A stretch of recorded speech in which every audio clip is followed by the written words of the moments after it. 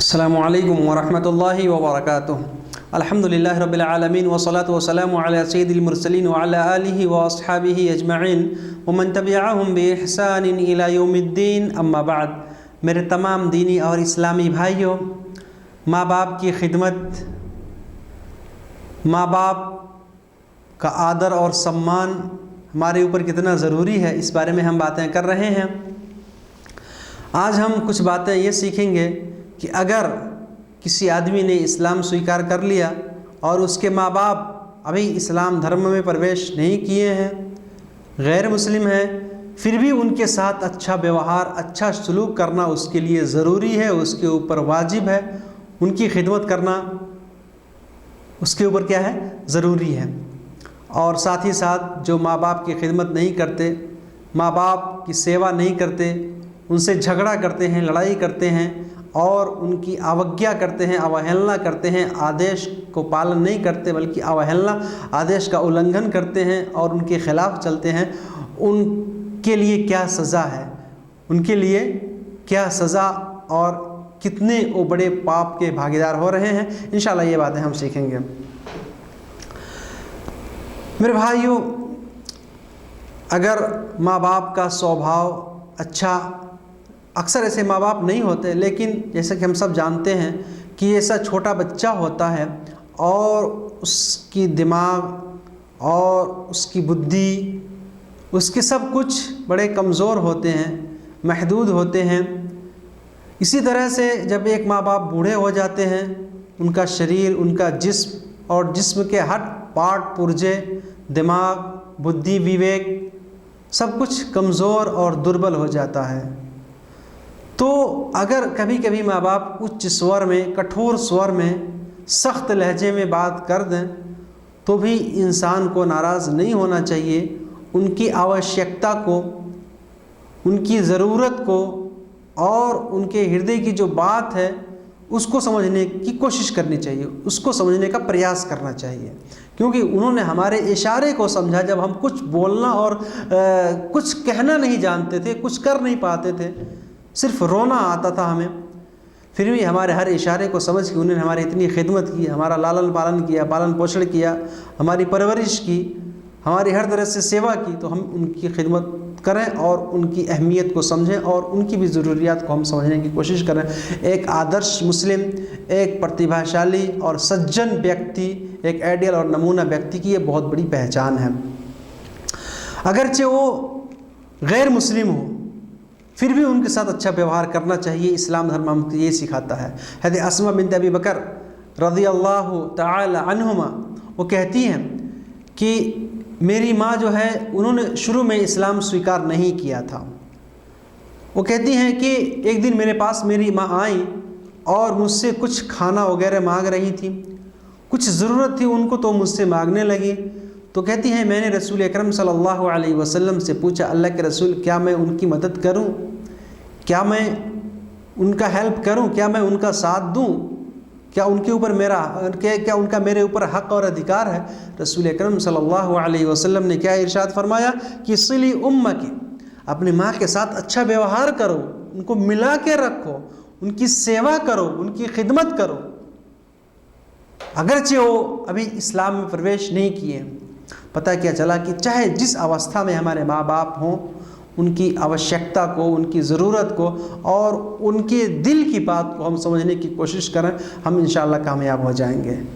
कल मैंने बताया था कुरान की आयत, अल्लाह ताला ने क्या फरमाया, व इन जाहदाका अला अन तुशरिक बी मा लैसा लका बिही इल्म फला तुतिउहुमा व साहिबुहुमा फिद दुनिया मारूफा, कि अगर वो कोशिश करें, इस बात का प्रयास करें कि तुम अल्लाह के साथ किसी को साझेदार और शरीक बना लो जिसका तुम्हें इल्म नहीं, अगर वो तुम्हें किसी ऐसी बात का हुक्म और आदेश दें जो नाजायज़ और हराम हो, फला तुतिउहुमा, तब उनकी बात मत मानो। उस टाइम में उनकी बात नहीं माननी है, उनकी इत्तिबा नहीं करनी है, उनकी आज्ञा नहीं माननी है, उनका हुक्म नहीं मानना है। लेकिन और जो दूसरे काम हैं संसारिक जीवन में और जो दूसरी ज़रूरियात की चीज़ें हैं, जो आवश्यकताएं हैं, उसमें उनका हेल्प करना है, उनकी बात माननी है, उनकी ज़रूरत को पूरी करनी है, उनकी खिदमत करनी है। हज़रत साद इब्न अबी वक्कास रज़ी अल्लाह ताला अन्हु कहते हैं कि आयत मेरे बारे में नाजिल हुई। वो कहते हैं कि जब मैंने इस्लाम स्वीकार किया, जब उन्होंने इस्लाम कबूल किया, तो उनकी माँ जो है नाराज़ हो गई, उनसे क्रोधित हो गई, एंग्री हो गई और कहने लगी कि जब तक तुम इस्लाम से फिर कर वापस मेरे पास नहीं आओगे, जब तक तुम मोहम्मद सल्लल्लाहु अलैहि वसल्लम का साथ नहीं छोड़ोगे, मैं ना खाना खाऊंगी ना पानी पीऊंगी, वैसे ही मर जाऊंगी। और तुम्हारे ऊपर ये आरोप और इल्ज़ाम होगा कि तुमने अपने माँ की हत्या की है, तुमने अपने माँ को कत्ल कर दिया है। हज़रत साद इब्न अबी वक्कास रज़ी अल्लाह ताला अन्हु ने क्या जवाब दिया? सुभान अल्लाह। अब मैंने बताया था कि अल्लाह का हक़ और अधिकार, अल्लाह की इबादत हमारी ज़िंदगी का असल मकसद यही है।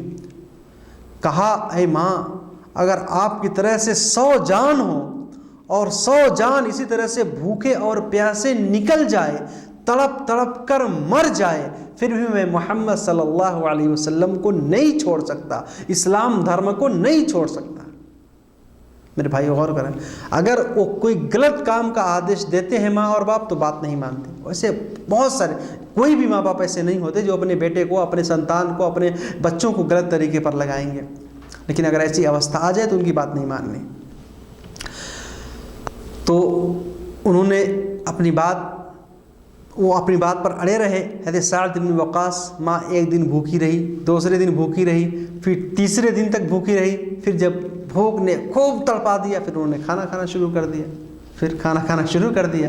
तो मेरे भाइयों, कहने का मकसद ये है कि माँ बाप के साथ अच्छा सलूक करना चाहिए। व साहिबुहुमा फी दुनिया मारूफ़ा, इस दुनिया के अंदर उनके साथ अच्छा सलूक, अच्छा व्यवहार करना चाहिए और हरदम जो है उनकी खिदमत करनी चाहिए। उनकी ज़रूरत क्या है उसको समझने का हमें प्रयास करना चाहिए, हमारे लिए बहुत ज़रूरी है। अगर कोई आदमी ऐसा नहीं करता है, आज बहुत सारे दुष्ट बदमाश लोग, बहुत सारे ऐसे अत्याचारी, अपराधी और घमंडी लोग, यानी गलत किस्म के लोग, गंदे लोग, बुरे लोग, यहाँ तक कि वो अपने माँ बाप को गालियाँ भी देते हैं, अपने माँ बाप को बुरा भला भी कहते हैं, उनके ऊपर अत्याचार और अन्याय करते हैं, जुल्म करते हैं। मेरे भाइयों, उनके लिए बड़ी भयंकर सज़ा है। अल्लाह के रसूल सल्लल्लाहु अलैहि वसल्लम ने इरशाद फरमाया कि अला उनब्बिउकुम बिअकबरिल कबाइर, क्या मैं तुम्हें बड़े बड़े गुनाह, भयंकर गुनाहों के बारे में ना बताऊं? सहाबा किराम ने अर्ज़ किया, अल्लाह के रसूल ज़रूर बताइए। फरमाया अल इशराकु बिल्लाह, अल्लाह के साथ किसी को शरीक करना। क्या पता चला कि मैंने शुरू में बताया कि अल्लाह की इबादत ये सबसे बड़ा हक़ हमारे ऊपर है, और इसमें क्या बयान फरमाया कि अल्लाह के साथ शिर्क करना ये सबसे बड़ा गुनाह है। और दूसरे नंबर पे किनका हक़ और अधिकार हमारे ऊपर है, किनका कहना मानना है? बिरुल वालिदैन व बिल वालिदैन इहसाना, वालिदैन के साथ, माँ बाप के साथ, माता पिता के साथ अच्छा सलूक करना है। और दूसरी जगह अल्लाह के रसूल ने इसी हदीस में फरमाया व वक़ूक़ुल वालिदैन, अल्लाह के साथ शिर्क करने के बाद जो सबसे बड़ा, सबसे भयंकर और जिसमें हम दंड और सजाए के भागीदार होंगे, जो सबसे बड़ा गुनाह है, वो है माँ बाप के साथ, माँ बाप की नाफरमानी करना, उनका हुक्म ना मानना, उनकी अवज्ञा करना, आदेश का उल्लंघन करना, ये सबसे बड़ा गुनाह है। मेरे भाइयों, इसी वजह से हम हमेशा इस बात पर ध्यान दें और माँ बाप की खिदमत करते रहें। इसी हदीस के अंदर है, आप सल्लल्लाहु अलैहि वसल्लम टेक लगाए हुए थे, फिर आप बैठ गए और फिर तीसरी बार आपने फरमाया अला व कौल ज़ुर, अला व शहादत ज़ुर, अर्थात झूठी गवाही देना ये भी बहुत बड़ा गुनाह है। एक दूसरी हदीस के अंदर है कि इन्ना अल्लाह हर्रम अलैकुम उक़ूक़ल उम्महात, अल्लाह ने तुम्हारे ऊपर माँ बाप की नाफरमानी को हराम कर दिया है। माँ बाप की अवज्ञा, उनकी नाफरमानी, उनके आदेश का उल्लंघन करना ये हराम है। अगर हम नहीं मानेंगे उनके माँ बाप, तो हम गुनाह के, पाप के, सजाए के, भयंकर सजाए, कठोर सजाए के हम भागीदार होंगे। तो मेरे भाइयों, हमें इस बात को समझना चाहिए और कोशिश करनी चाहिए माँ बाप की हम खिदमत करते रहें। एक वाक़या सुना के अपनी बात मैं ख़त्म करता हूँ कि माँ बाप का कहना ना मानना, उनकी बात ना सुनना, ये कितना भयंकर है। सही बुखारी और सही मुस्लिम के अंदर हदीस से आप सुने होंगे, जुरैज एक पादरी, एक बहुत ही नेक, अल्लाह का बहुत ही बड़ा बरगुज़ीदा बंदा, अल्लाह का एक बहुत ही बड़ा परम भक्त, इबादत करने वाला, ये गिरजा घर में इबादत करते थे। एक दिन ये नमाज़ पढ़ रहे थे, इनकी माँ ने इन्हें बुलाया, नहीं गए। दूसरी बार आवाज़ लगाई माँ ने, ज़रूरत थी किसी काम की, ये इन्होंने नमाज नहीं छोड़ा, नमाज के अंदर थे। माँ ने तीसरी बार बुलाया, फिर भी ये कहने लगे कि मैं नमाज़ पढ़ूं कि माँ की बात मानूं। फिर भी माँ की बात नहीं मानी और नमाज़ पढ़ने में लगे रहे, नमाज़ पढ़ने में लगे रहे, नमाज को नहीं छोड़ा। 3 बार माँ ने बुलाया, जब ये माँ की आवाज़ सुनने नहीं गए, माँ की बात पर इन्होंने लब्बैक नहीं कहा, हाजिर नहीं हुए, माँ को जवाब नहीं दिया, तो माँ ने इन्हें बद्दुआ दे दी। माँ ने इन्हें शराब दे दिया और कहा कि ए जुरैज, तूने मेरी बात नहीं सुनी, तो मैं तुम्हें ये बद्दुआ देती हूँ कि तुमको मौत उस वक़्त तक ना आए जब तक तुम एक वेश्या का चेहरा ना देख लो। एक रंडी औरत, एक दुष्ट और बेविचार औरत का, एक पेशा महिला का तुम जब तक चेहरा ना देख लो, जब तक तुमसे उससे पाला ना पड़ जाए, तब तक तुमको मौत ना आए, तुम्हारी मृत्यु ना हो। मेरे भाइयों, आप गौर करें, माँ ने ये बद्दुआ दे दिया। फिर कुछ दिनों के बाद एक वेश्या औरत थी, एक रंडी फाहिशा औरत थी, उसने एक चरवाहे से, बकरियां चराने वाला, भेड़ चराने वाला एक इंसान था, उससे उसने ज़िना कर लिया और फिर वो गर्भवती हो गई, उसके पेट में बच्चा रुक गया, वो हमल से हो गई। तो उस आदमी ने क्या कह दिया कि जब तुमसे कोई पूछे ये बच्चा किसका है तो तुम कह देना ये जुरैज का बच्चा है। अल्लाह अकबर।